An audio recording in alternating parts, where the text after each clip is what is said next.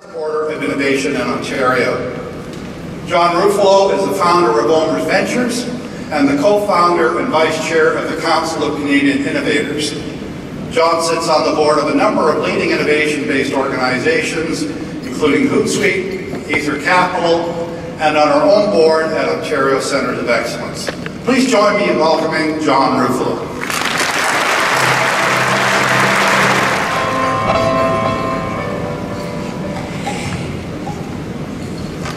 Thank you, Tom. I appreciate the introduction, and thank you for everyone by making the time to attend this important event. As Tom mentioned, I am a proud member of the board of OCE, and as many of you know, the Ontario Centres of Excellence is a key player in the financing ecosystem of Ontario-based startups. And I just can't imagine where we would be over the last 10 years without OCE. So a round of applause for the great OCE.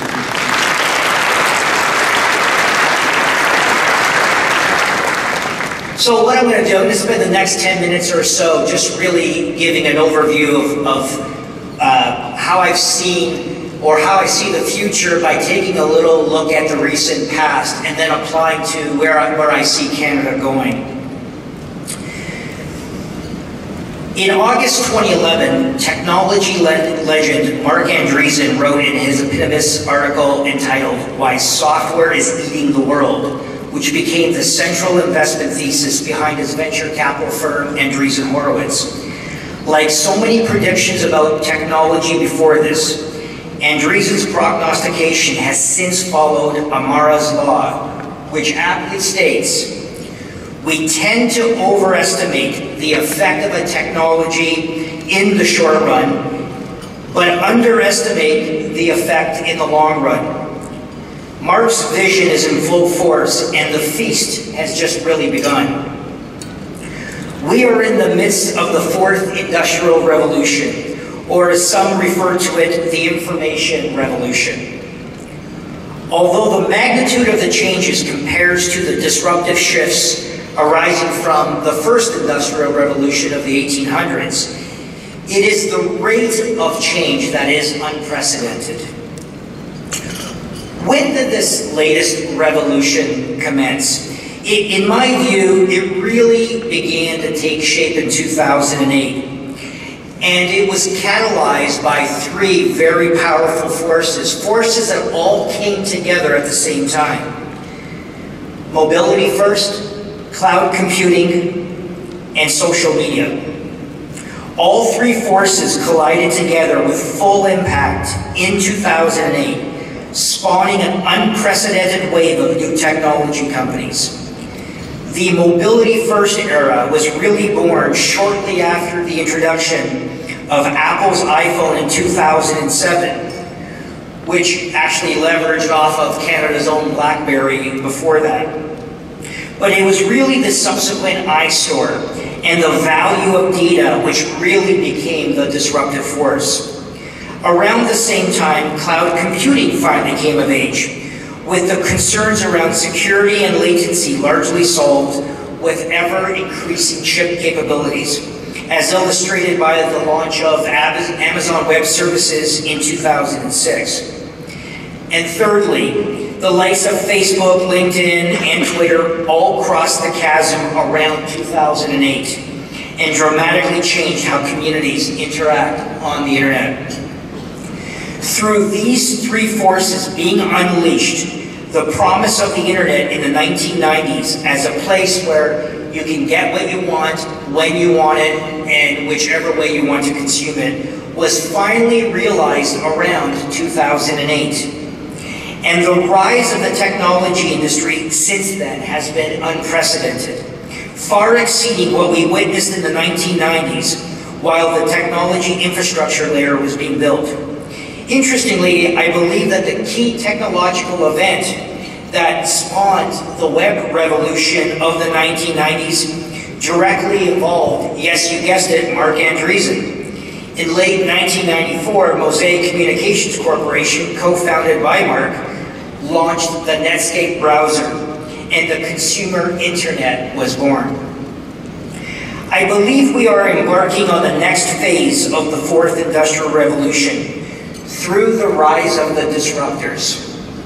While technology companies will continue to grow and prosper, we are witnessing the enablement of those technologies across all economic sectors as the leading weapon used by new entrants to disrupt the traditional incumbents in their respective industries. The massive influx of venture capital to support the building and growth of technology companies over the last 10 years has produced these tools, which are now being leveraged by all industries, such as artificial intelligence, machine learning, the Internet of Things, and the like. Those companies that can harness these new technologies to operate better, faster, cheaper, and to gain insights into their customers like never before will prosper. Although these disruptors are not technology companies in the conventional sense, their tight focus on value creation through innovation further blurs the line between a technology company and a traditional company.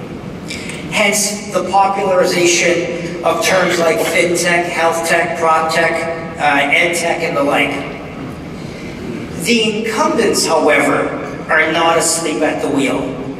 They too are realizing that they must defend themselves by weaponizing technology and warding off the disruptive upstarts. It is this battleground that I believe will be the source of the greatest wealth creation and transfer over the next 10 years. The disruptors naturally are particularly active in those industries where they perceive the incumbents to be tied down by outdated technological infrastructure or business models and hard-pressed to counterattack. In some sense, Mark Andreessen underestimated his own prediction. It is actually technology that is eating the world. So using that as a backdrop, let's talk now about Canada and how Canada is reacting to what I see as the global trends. So in Canada, you will hear that we have twin goals, both of innovation and productivity. And I'm going to go through how I see both goals, which are very different, but they're actually complementary. And what I'm describing here is also not really just applying to Canada, because every country that I go to has a very, very similar strategy. So now we are in a global fight from an innovation and productivity perspective. So let's talk about the innovation agenda first. And let's look at Canada really since 2008, which I believe is really the commencement of this latest revolution. We've had more technology companies being spawned than ever in our history. Venture capital and angel investing have each hit all-time highs. One might even argue that the access to capital issue, which was very apparent at 2008, has largely been solved. Except I would admit that work probably needs to be done, particularly in the clean tech and life sciences sectors. We are attracting talent to the technology sector, both domestically and abroad, in record numbers. The access to talent agenda, while not solved, is well on its way. I would say that focus, though, still needs to be placed on the access to customers agenda. But efforts are currently underway, albeit we're in early stages. Opportunities such as ideas to promote government and corporate procurement, issues around data sovereignty and intellectual property, and a review of the current regulatory framework, largely for technological platforms. Canada is a recognized leader in technology and has a number of cities, with Toronto leading the way, recognized as leading the global startup hubs. And finally, many sectors of the technology industry are well recognized on the global stage, with perhaps artificial intelligence recognized as a global strength, particularly here in the province of Ontario. So that's a little bit about the innovation agenda. Very, very promising. We've had the last 10 years of tremendous success, and I believe it will continue to prosper. What has been more interesting, though, particularly as of late, is really the productivity agenda. So like I said earlier, we tend to interchange productivity and innovation, but in fact they're complementary.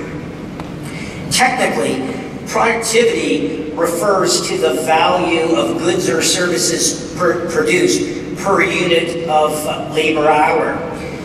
And in order to increase productivity, you really have to do things. You either have to increase the value of goods or services that you produce, or you have to decrease your inputs or your human labor inputs largely through the introduction of technologies. But both require innovation, whether it's at the top line or on the bottom line. And this is where I'm seeing the most dramatic change, particularly over the last 3 years.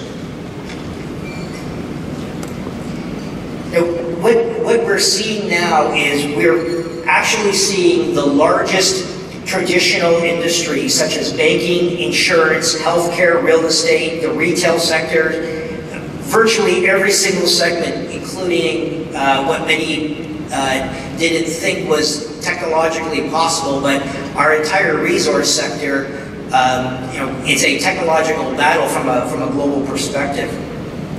We're seeing that these industries now are realizing in Canada that they must be using the innovation that has been created over the last 10 years to not only compete effectively against the domestic upstarts in Canada, but like I said earlier, this is a global fight in that, really over the last 10 years, you no longer worried about your competition in your home country. You look at it globally and in multi-industries, as so many industries are starting to converge, and technology is at the core of many of these movements.